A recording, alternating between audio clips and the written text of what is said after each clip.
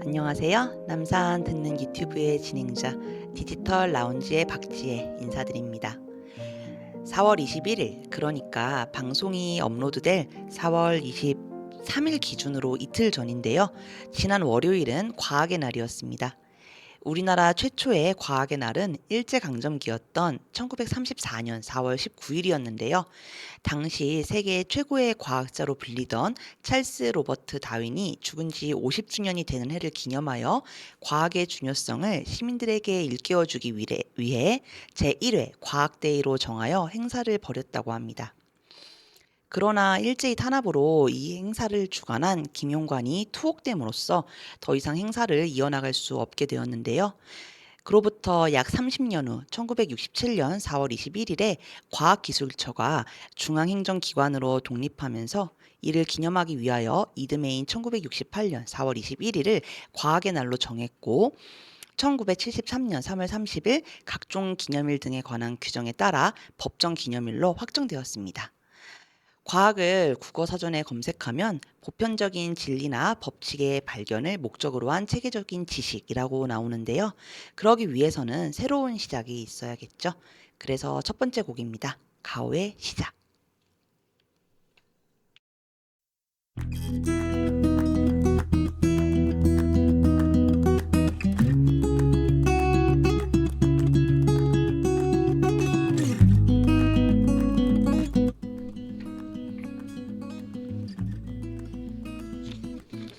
그러면 메인 코너 사서가 들려주는 책 이야기를 진행하도록 하겠습니다. 오늘도 저와 함께 이야기를 나눌 사서를 소개하도록 하겠습니다. 안녕하세요. 안녕하세요. 남산도서관 디지털 라운지 사서 안수빈입니다. 오늘도 잘 부탁드립니다. 본격적인 대화에 앞서 오늘 이야기 나눌 책에 대해 소개하려고 하는데요. 바로 정재승 작가님의 12발자국입니다. 작가님은 카이스트에서 물리학 전공으로 학부를 졸업하고 같은 학교에서 석사와 박사 학위를 받으셨는데요. 현재 카이스트 바이오 및 뇌공학과 교수로 재직 중이십니다.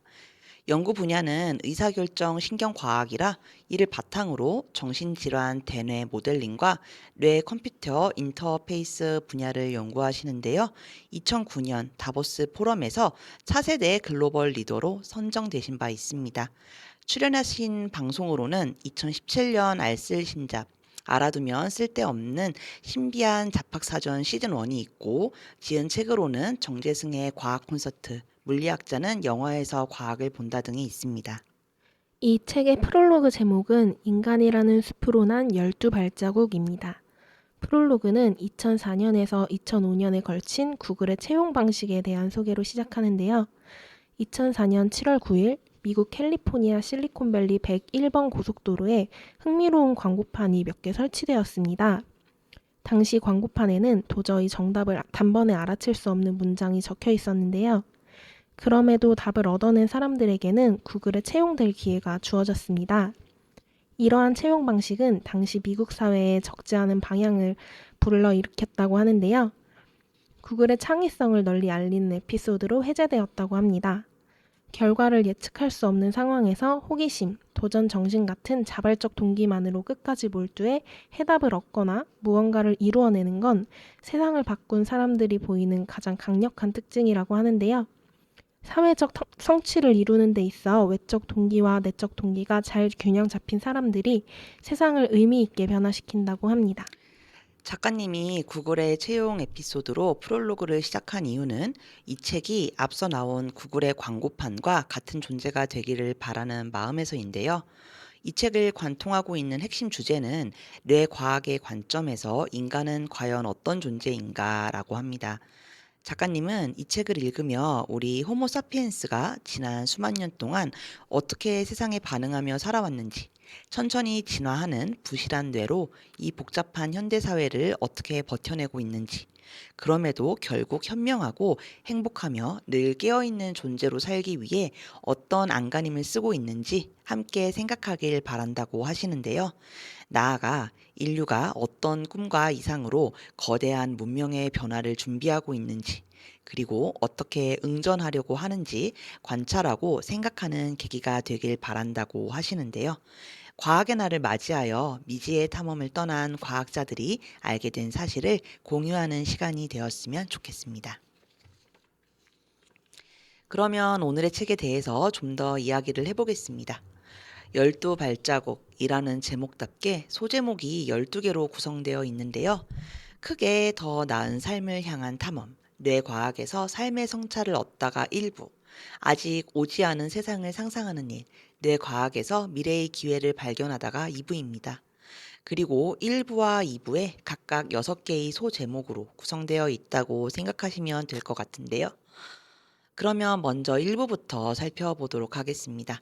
수빈 사서님은 1부의 소제목 내용 중에서 어떤 내용이 가장 인상적이셨나요? 네, 저는 결정장애는 어떻게 극복할 수 있는가라는 소제목의 글이 인상적이었는데요.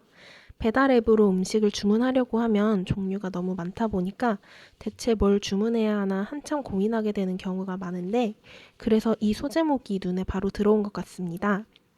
결정장애는 최근에 사회현상으로 불릴 만큼 널리 퍼졌다고 하는데요.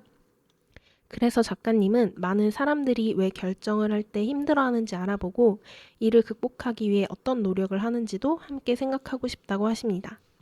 저희 남산도서관에서도 각종 도서 큐레이션을 제공하고 있듯 우리가 정보의 바다에 살다 보니 큐레이션이라는 말이 부쩍 늘었는데요.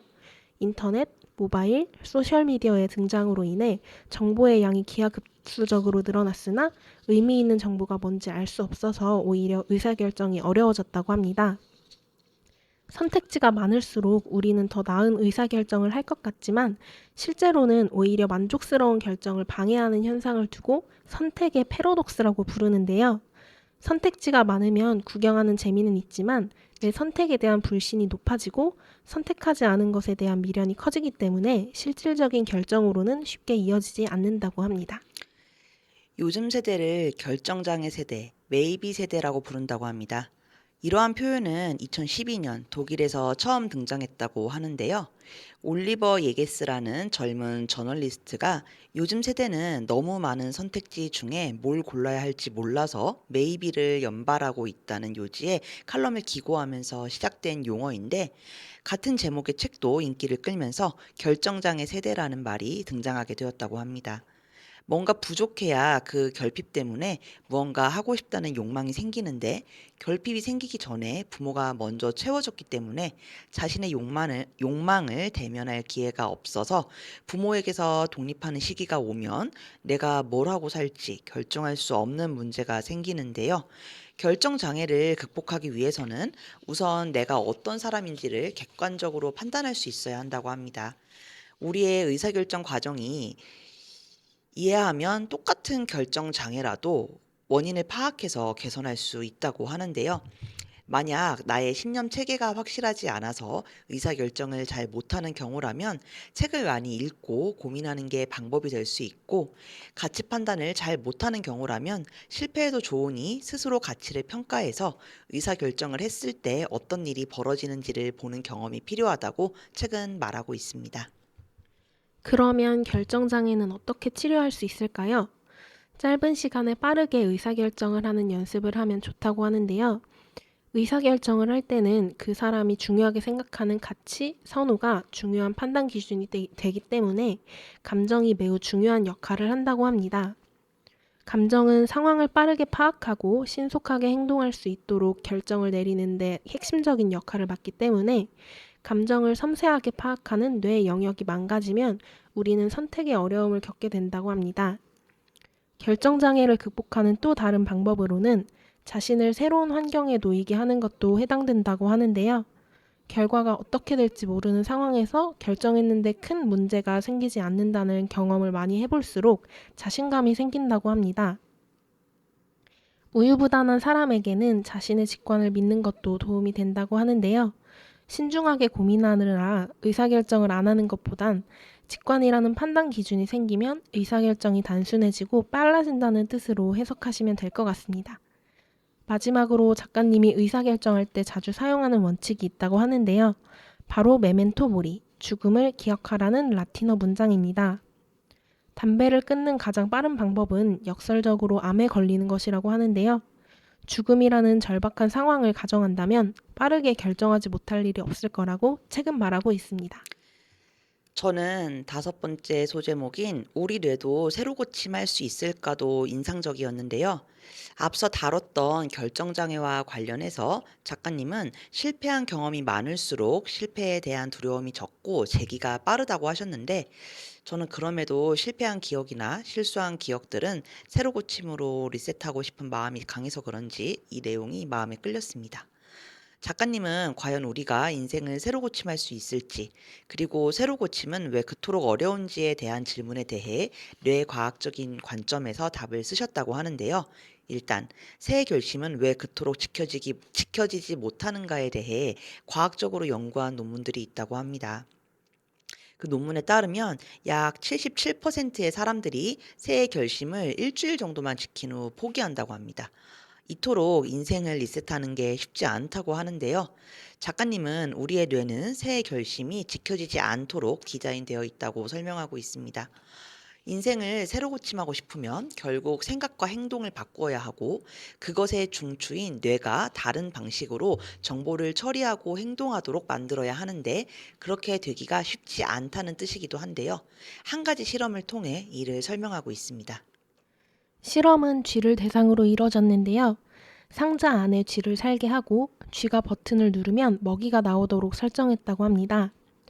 먹이는 영양분은 같으나 커피향, 초콜릿향, 바나나향, 시나몬향 이렇게 각기 다른 4가지 향으로 구성했다고 합니다.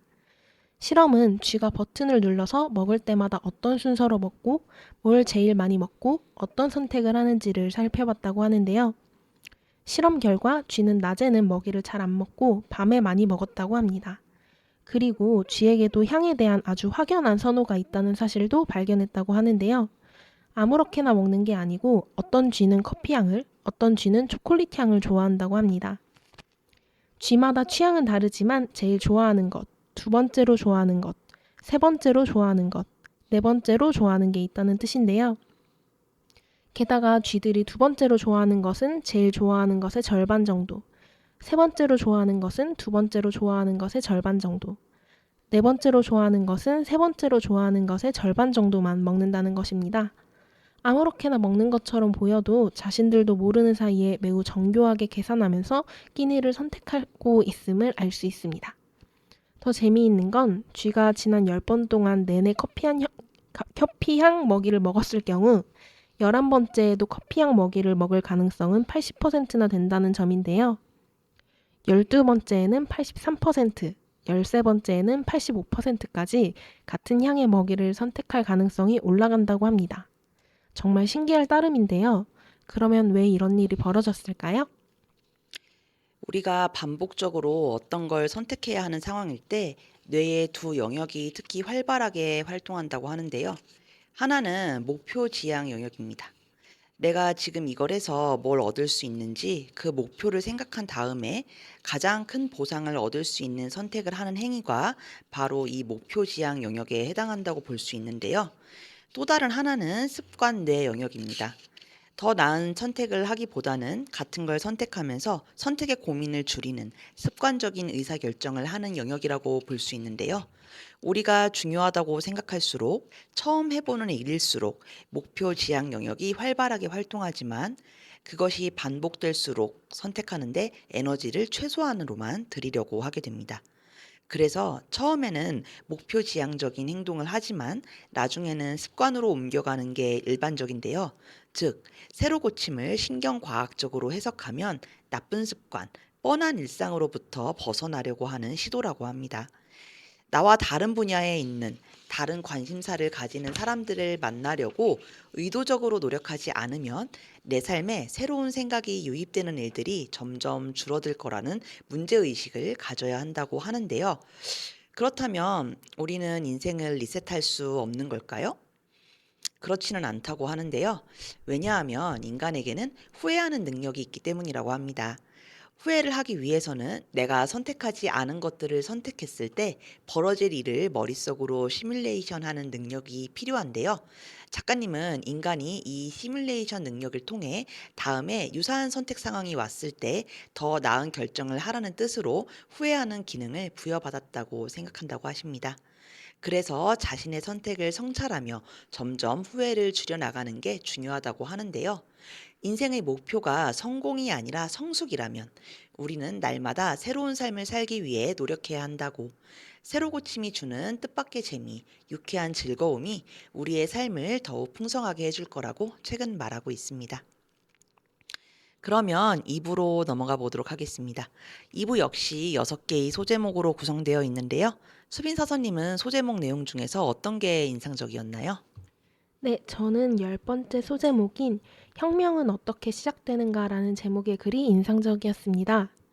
많은 기성세대가 처음에는 받아들이지 못하는 새로운 생각이 과연 어떻게 받아들여지고 결국 현실에 반영되어 세상을 바꿀 수 있는지에 대한 작가님의 생각을 정리한 내용인데요. 제1, 2차 산업혁명 이후로 인간적 가치를 깨닫고 내 꿈을 펼치고 사람들과 좋은 관계를 맺으며 내 아이디어로 더 나은 세상을 만들고자 하는 바람은 실현하기가 어려워졌는데요. 작가님은 이러한 시대에 저항했던 혁명 세력에 대해 이야기하고 있습니다. 바로 미국을 중심으로 번성한 히피 운동인데요. 히피 정신은 디지털 혁명, 이른바 제3차 산업혁명에 결정적으로 기여하게 됩니다. 당시 캘리포니아에는 테크놀로지를 통해 히피의 이상적인 정신을 구현할 수 있다고 믿는 사람들이 있었고, 이러한 테크 이상주의자 가운데 대표적인 사람이 스튜어트 브랜드라고 합니다. 스튜어트 브랜드는 호러스 카탈로그라는 잡지를 창간했는데 테크놀로지를 통해 이상을 구현할 수 있는 제품들이 소개되어 있었습니다. 이 잡지에 열광했던 젊은이들이 1960, 70년대에 10대 시절을 보낸 미국 캘리포니아의 젊은이들이었는데요. 그들 중 애플을 만든 잡스와 스티브 위즈니악, 구글의 에릭 슈미트, 레리 페이지, 세르게이 브린, 위키피디아의 웨일스 등이 포함되어 있었습니다. 그렇다면 현재는 어떨까요? 오프라인 세상을 사물 인터넷, 웨어러블 디바이스 등을 이용하여 고스란히 비트로 옮겨놓을 수 있는데요. 사람들의 생각은 소셜 미디어를 통해 읽고 움직임은 사물 인터넷이 추적할 수 있습니다. 사물 인터넷을 통해 얻는 엄청난 양과 속도, 다양한 정보인 빅데이터를 인공지능으로 분석해 오프라인의 개인들에게 맞춤형 예측 서비스를 제공하는 사회. 이것이 바로 제4차 산업혁명인데요. 그렇다면 작가님이 생각하는 혁명의 시작은 무엇일까요? 일단 혁명을 만드는 아이디어는 그 자체로 혁명적으로 아름다워야 한다고 합니다. 그저 미친 생각이 아니라 미치도록 아름다워서 진실에 가까운 아이디어여야 세상을 바꿀 수 있다고 하는데요. 예를 들어 전화기에 컴퓨터 기능을 넣은 스마트폰이 처음 나왔을 때 그게 꼭 필요한가 싶었으나 막상 출시되자 사람의 생활 양식이 완전히 바뀌게 되었는데요. 기존의 상식에 비추어 보면 이상해서 받아들이기 어렵지만 세상을 바꿨기에 혁명이라고 부르게 된다고 합니다. 결국 혁명은 아직 오지 않았지만 오기를 바라는 미래를 상상하는 능력에서 시작되는데요. 상상을 현실로 만들려고 하는 의지, 노력, 능력, 이런 것들이 결국 혁명을 만들어낸다고 책은 말하고 있습니다. 저는 그 다음 소제목인 순응하지 않는 사람들은 어떻게 세상에 도전하는가도 기억에 남는데요. 앞서 이야기한 혁명을 이끈 사람들의 특징과도 연결이 되는 것 같아서 인상적이었습니다. 글은 스타트업, 창업에 관한 내용으로 시작하는데요. 창업에 실제로 성공한 사람들은 위험을 무릅쓰기보다는 위험을 잘 관리하는 사람이었다고 합니다. 우리가 흔히 생각하는 이미지와는 조금 달랐는데요. 그러면 소제목처럼 세상에 순응하지 않는 사람들의 특징은 무엇일까요? 우선 그들은 끊임없이 아이디어를 낸다고 합니다. 대부분 버려지지만 결국 그 중에서 위대한 아이디어가 만들어진다는 뜻인데요. 특히 이들은 집단지성을 활용하여 배우고 성장한다고 합니다. 그리고 그러기 위해서는 상대방의 비판을 합리적으로 수용할 줄 알고 자신의 감정 역시 상대방이 기분 나쁘지 않게 전달될 수 있도록 잘 표현하는 소통 능력이 중요하다고 하는데요. 또한 이들은 한 가지에만 깊게 몰두하는 것보다 오히려 두세 가지 과제를 동시에 수행할 때 몰입도가 올라갔다가 다른 과제로 변경되면 금방 빠져나오면서 확 내려가는 게 특징이라고 합니다. 모드 변경을 종종 해줘야 오래 그리고 깊이 들어갈 수 있기 때문에 잠깐씩 다른 일로의 전환이 필요하다고 합니다. 앞서 창업에 성공한 사람들의 특징이 의외로 위험을 잘 관리하는 사람이었듯이 창의적인 사람들의 특징 중 하나가 우리의 상식과 달리 일을 잘 미루는 점이라고 하는데요. 창의적인, 즉 순응하지 않은 자들은 일을 미뤄서 나름 이런저런 상황을 잘 생각해보고 바로 실천하지 않았기 때문에 좋은 성과를 만들어낼 수 있었다는 연구 결과가 있었다고 합니다. 다시 말해 조급하게 닥달하지 않고 편안한 상태에서 내 아이디어를 다각도로 검토할 수 있는 상황이 되어야 창의적 성과물이 나오고 사회적 성취를 이룰 확률이 높다는 뜻인데요. 창의적인 사람들이 위험을 쉽게 감수하는 사람이 아니며 심지어 이를 미루는 사람이라니 혼란스럽게 다가올 수도 있을 것 같습니다. 특히 작가님은 책의 앞선 내용에서 사회적으로 성취를 이룬 혁신적인 리더는 확신이 70%만 들어도 실행에 옮긴다고 말씀하셨는데요. 하지만 모순적으로 들리는 이 두 주장은 함께 실천해야 하는 주장이라고 합니다. 우리는 모순되는 두 주장 사이에서 매우 섬세하게 실천에 옮겨야 혁신에 도달할 수 있다고 합니다. 일견 상반되는 듯 보이는 이 두 가지 생각 사이에서 현명하게 의사결정을 하는 능력을 지닌 자에게 혁신은 찾아온다고 책은 말하고 있습니다.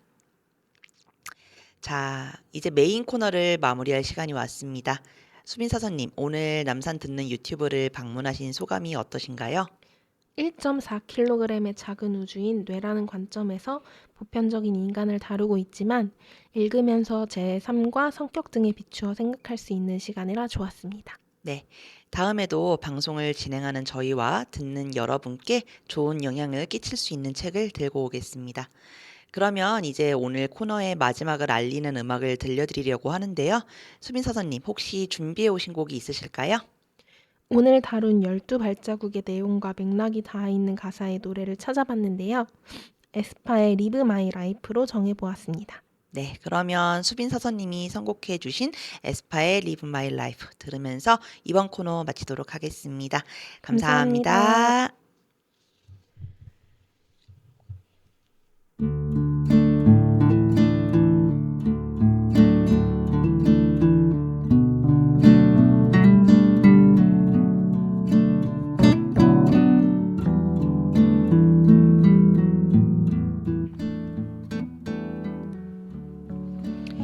자, 이제 남산 듣는 유튜브를 마칠 시간입니다. 20분이 어떻게 흘렀는지 모를 정도로 순식간에 흘러갔는데요. 마무리 코너로 여러분께 그림책 한 권을 소개하려고 합니다. 바로 이선미 작가님의 그림책 귀신 안녕인데요. 깜깜한 밤이 되면 이불 속에 들어가 꼼짝도 못하는 아이가 있습니다. 목이 말라도 화장실에 가고 싶어도 꼭 참을 수밖에 없는데요. 그 이유는 어둠 속에서 귀신이 서성거리고 있을 것만 같아 너무 무섭기 때문이었습니다. 매일 귀신을 겁내던 아이는 자신이 귀신을 왜 무서워하는지 생각하기 시작했는데요. 그러다 용기를 내서 이불을 박차고 어둠의 세계로 발을 내디뎠습니다. 그리고 귀신의 뾰족한 손톱을 깎아주고 헝클어진 긴 머리를 자신처럼 양 갈래로 묶어주면서 귀신에 대한 두려움을 극복하기 시작합니다. 마침내 두려움을 극복한 아이는 귀신에게 같이 놀자며 머리카락을 귀신처럼 풀어헤치고 진짜 귀신을 향해 무섭게 다가가는데요. 이런 아이의 모습에 어이가 없어진 귀신은 자신을 무서워할 또 다른 아이를 찾아 떠나고 맙니다. 책을 읽으면서 이 과정이 인류가 미지의 세계를 하나씩 알게 되는 과정과 유사하다는 생각이 들었는데요. 두려움이란 결국 대상에 대한 무지에서 시작하는 게 아닐까 싶었습니다. 피하기보다는 정면으로 마주칠 때 거기서부터 새로운 출발점이 생겨난다는 걸 잊지 않으셨으면 좋겠습니다. 마지막 곡으로 김말이 너와 나의 우주 속에 함께 들으며 인사드리겠습니다. 다음에 다시 만날 때까지 모두 건강하고 행복하시길 기원하겠습니다. 지금까지 남산도서관 박지혜였습니다. 감사합니다.